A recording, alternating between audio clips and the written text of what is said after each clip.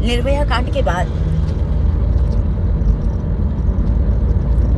Fast track court open हुआ, कई सारे लॉ सुनने में आए, पर वो लॉ एंड ऑर्डर इन्फोर्स तरीके से कब काम करेगा? और कितनी हत्याएं होंगी, और कितनी लड़कियां मरेंगी, और कितने रेप होंगे, कितने 100 कितने हजार होंगे जब ये सही तरीके से काम करेगा?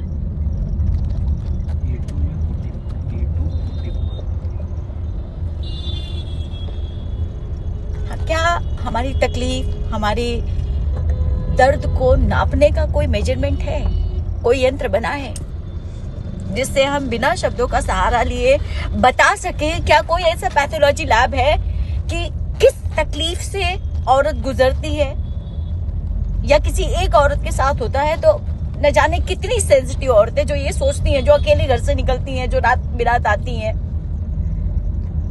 जिनकी अपनी जरूरतें हैं, घर है, जिम्मेदारियां हैं, या अपने सपने हैं जिसके लिए उन्होंने सालों पढ़ाई लिखाई करी है। माँ बाप ने अपनी इच्छाएं मारकर, अपना पेट गिरवी रखकर उन्हें पढ़ाया लिखाया है, उनको एक अच्छा भविष्य देने के लिए, और ये भविष्य है हमारा। और कितने साल। इससे बड़ा दुर्भाग्य हम लड़कियों का और क्या हो सकता है कि एक तरफ हम जिस लोकतांत्रिक देश की बात करते हैं, जिसका हिस्सा है, जिसके नेशनलिटी लिए हुए हैं, वो अपनी आजादी के 78वें साल की तैयारी में, जश्न में डूबा हुआ है, और दूसरी वो रक्षा करने वाला ही सुरक्षित नहीं है। कहते हैं कि ईश्वर के बाद जो है डॉक्टर का स्थान होता है, जो किसी इंसान को नया जीवन दान दे सकता है, जब उसी का जीवन सुरक्षित नहीं है तो फिर हम लोगों का क्या? ये बात साबित हो जाती है कि आप कौन सी कैटेगरी से आते हैं, आप कितने पढ़े लिखे हैं, आपने क्या अर्जित किया है, आपका क्या एजुकेशन है, क्या फैमिली बैकग्राउंड है, कुछ मायने नहीं रखता। कुछ सुअर की खाल पहने जो इंसान है, उनको सिर्फ ये मायने रखता है कि आप औरत हैं, लड़की है।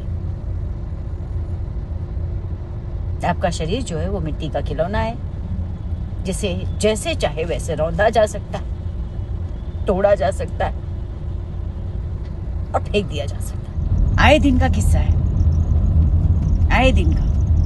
मतलब Nirbhaya case, doctor Priyanka Reddy case, इतने एग्जाम्पल्स हैं, इतने घिनौने एग्जाम्पल्स हैं।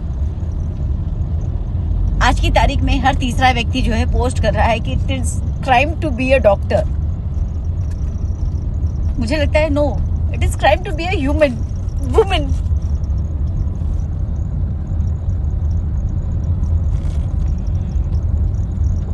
सच अ सिक मेंटालिटी मैन। हम लॉ एंड ऑर्डर को फॉलो करते हैं, लॉ बनता तो है, फॉलो अप नहीं हो पाता है।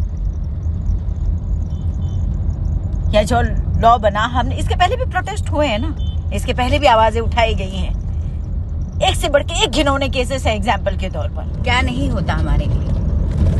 सब कुछ होता है। प्रोटेस्ट होते हैं, कैंडल मार्च निकलते हैं, ट्विटर ट्रेंड होता है, फेसबुक पे वाद विवाद होते हैं, इंस्टा पे एक से बढ़ के एक मेम्स आते हैं। एक तरीके से हमें टुकड़ों में निपर दौड़ किया जाता है, बस न्याय नहीं मिलता, सिर्फ न्याय नहीं मिलता। We have been fighting and suffering helplessly since decade. न जाने कितने साल हो गए और कितने साल होंगे।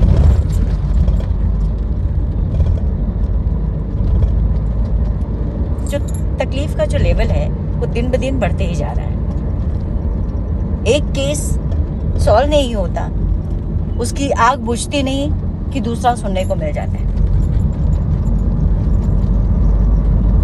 और कोई भी इससे वंचित नहीं है। 3 महीने की बच्ची हो, 8 साल की बच्ची हो, 18 साल की कॉलेज स्टूडेंट हो, निर्भया, या फिर प्रियंका रेड्डी हो, या फिर एक प्रतिष्ठित पढ़ी लिखी डॉक्टर हो, अपने ही घर, अपने ही कैंपस, अपने ही स्कूल, कॉलेज, हॉस्पिटल, प्रोमाइसेस में भी अगर सुरक्षित नहीं हूं तो कहां सुरक्षित हूं? दुनिया के कौन से कोने में सुरक्षित हूं? लोकतंत्र है, आजाद हैं, आजाद हिंदुस्तान का हिस्सा हैं, इक्वालिटी की बात करते हैं, हम दिन ब दिन चांद पे पहुंच गए। ये जमीनी हकीकत। बहुत से लोग एग्जाम्पल देते हैं कि अरे ऐसा नहीं है, 1% चीजें होती हैं, पर वो 1% क्यों होती हैं? क्यों होती है वो 1%?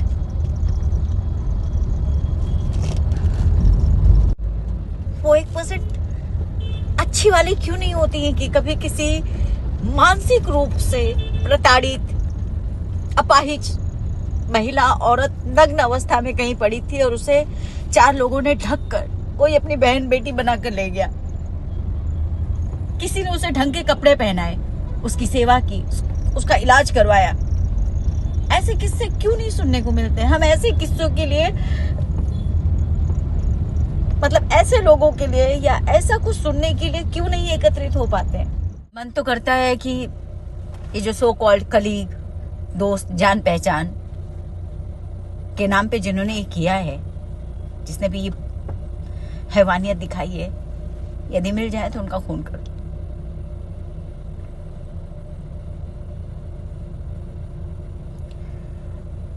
जेल में जाकर मरना ज्यादा पसंद होगा। स्पेशली ये जो पॉलिटिकल एजेंडे लोग आरोप प्रत्यारोप और अपनी अपनी पॉलिटिकल रोटियां सेक रहे हैं, मुझे लगता है कि इनके लिए भी ऐसा ही कोई अलग से जनता का कानून होना चाहिए। जिस तरीके से जनता को चुनने का अधिकार है, इन्हें गद्दियां देने का अधिकार है, उसी तरीके से जनता के हिस्से में भी एक ऐसा कानून आना चाहिए जहां पर ऐसे लोगों को इस तरीके से, दर्दनाक तरीके से ट्रीट किया जाए कि बोलने से पहले 500 बार सोचें। घृणा आती है ऐसी व्यवस्था पर, ऐसी सरकारों पर, ऐसे नेताओं पर, ऐसे लोगों पर जो सिर्फ